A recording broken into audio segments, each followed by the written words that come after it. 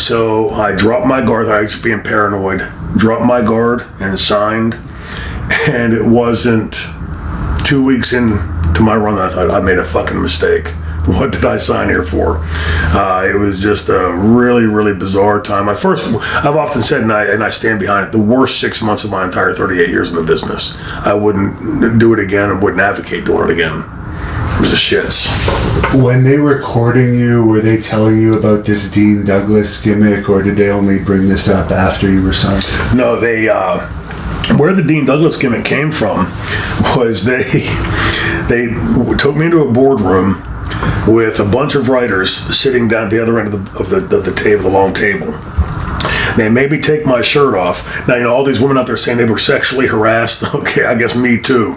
Because they made me take my shirt off and I had to stand there and slowly turn in a circle and keep flexing for these guys as I turned in a circle. Very strange. And they're reading my resume. And of course, the thing that sticks out is I've been a teacher. I've got two master's equivalencies and was accepted to medical school. And so he's a pretty smart guy. So somebody said, well, let's make him the evil teacher. And they started kicking this idea around. And then somebody said, no. He's got to be collegiate. He's a professor. No. He's a, and they kept ramping it up. And then finally somebody said, he's a dean. And because of Shane Douglas, then somebody, you can just see the brain work here. His Dean, and another name with D is Dean Douglas, and the world's smartest man. And then they kept going like so far past the point. He's got a PhD. No. He's got 7 PhDs. He's the world's smartest man.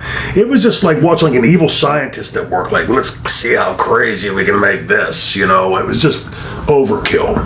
And the franchise character, to me, what made it work was that there was a connection between the things that Shane Douglas, the franchise, was saying, looking into that camera lens and talking to somebody at home, and making a point, shooting on Ric Flair, shooting on the WWF, shooting on Hulk Hogan, things that every fan was thinking that nobody had ever said was always taboo.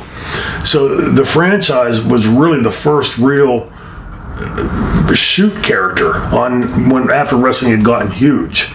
And realism, and suddenly here he is, this cartoon character in Powder Puff Baby Blue, and not allowed to use voice inflection, even though his promos were renowned for heat. The world's smartest man, 7 PhDs. He's smarter than everybody on the planet. Nobody tried that with Lanny Poffo.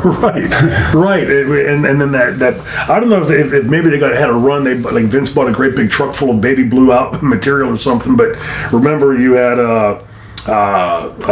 Louis Piccoli was in Powder Puff Baby Blue. Then the Body Donnas were in Powder Puff Baby Blue. Then they put me in Powder Puff Baby. I don't know if Vince thinks that Powder Puff Baby Blue strikes fear in the hearts of men or something, but it's sort of lacking something. And almost the biggest mistake, I sort of throw this in there for clarity on everything that I made in that whole deal, was I could not imagine anybody seeing Shane Douglas as anything other than the franchise by that point.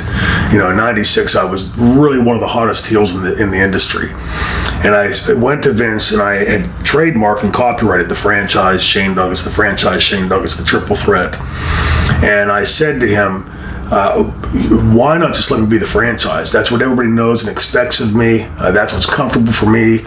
We can put a bunch of parameters to the character and add to it, but build on that base. And in lieu of that, I'll sign, because I knew that everybody said that if he didn't create it. And I said, in lieu of that, I will sign the copyrights over to you for the length of the contract.